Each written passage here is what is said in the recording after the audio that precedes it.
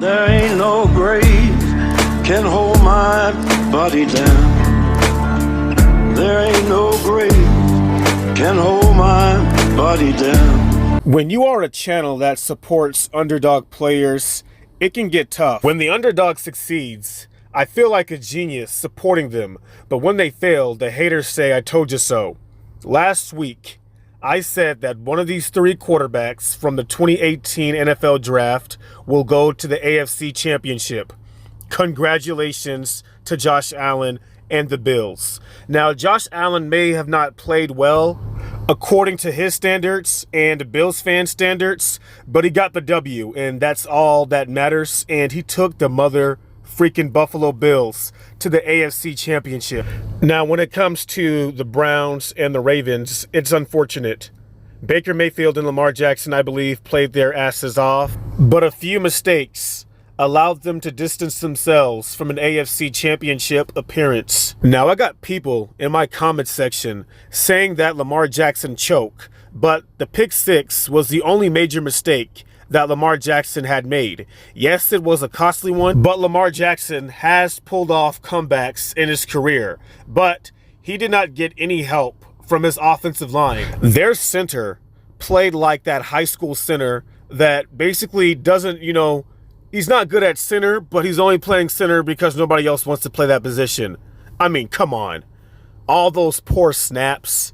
And yeah, I know you can make mistakes, but I felt like throughout the game, you had to hold your breath every time they snapped the ball. And the thing that I don't get is that the Ravens, the offense, now the defense played great. The Ravens defense surprised me in the playoffs. I mean, to me, they get an A+.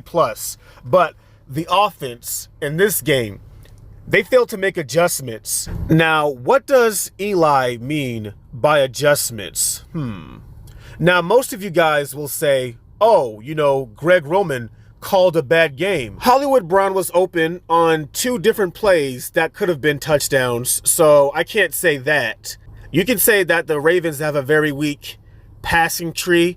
Yeah, I can agree with you there, but you got to give Greg Roman a break. He can only use what he has. But what do I mean by adjustments? Well, the Ravens run the pistol offense about 80 to 90% of the time. So if you see your center having problems snapping the football in the shotgun formation or the pistol, why couldn't they just have Lamar Jackson go under center? Despite what people say about Lamar Jackson being a running back, pretending to play quarterback, or whatever they say, Lamar Jackson is a pro-style quarterback. Lamar Jackson is a pro-style quarterback that just so happens to be very athletic. Like, no one analyzes a lot of these athletes accurately.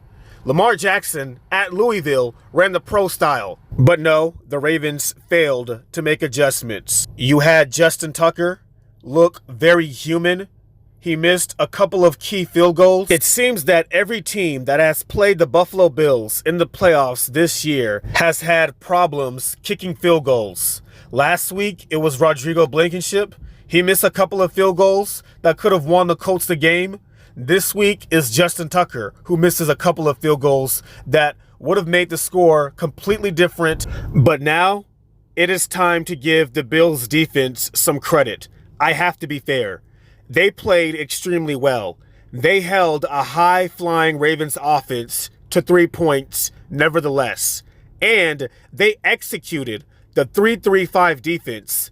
It was the same defensive formation that the Tennessee Titans ran against Lamar Jackson last week. The Titans failed to contain Lamar Jackson, hence he ran for over 100 yards. But the Buffalo Bills, their defense was not having it. They stayed disciplined, they contained Lamar Jackson, they made him rattled, they dominated that offensive line, against the Baltimore Ravens, and they were getting to the quarterback. So that whole front seven, they're very athletic, especially Tremaine Edmonds. I don't think he gets enough credit from the media as he should. The Bills secondary played very well. I mean, the entire Bills defense, they kind of remind me of Bill Belichick's old defenses, where they all play very good team defense. Man, this game seemed harder to watch than the Baltimore Ravens because I felt like the Browns were so close to winning this game, especially when Patrick Mahomes got injured. I mean, there were a few plays in this game that could have basically helped the Cleveland Browns win, like that helmet-to-helmet missed call by the referees. I thought that was unacceptable because I thought Baker Mayfield put together a good drive and they were about to score and that play doesn't get called. I mean, Nick Chubb dropped a couple of first down catches. Then the interception. When Chad Henne threw a pick, the Browns should have scored on that drive. That was their only chance and they missed it. But, I think Andy Reid, he kept his composure. He took some big risks in that game, especially with the backup quarterback.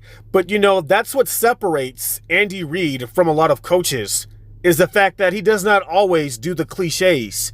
He steps outside of the box. And Andy Reid always manages to find a way to win with different quarterbacks, especially in unfavorable moments.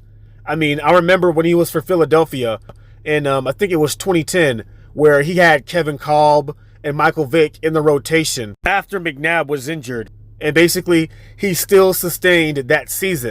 So, with that being said, if you're a Browns fan and a Ravens fan, the silver lining is the Browns made it to the playoffs. Baker Mayfield won a playoff game with the Cleveland Browns. To me, that's unbelievable. The Baltimore Ravens, Lamar Jackson won his first playoff game. That was the big question going into the offseason. Can Lamar Jackson win a playoff game? Now it's a new question. Can Lamar Jackson go to the AFC Championship? Or even better, a Super Bowl? Sometimes it takes a tragic moment to bring the best out of a player. Until next time, pigskin foes and heroes.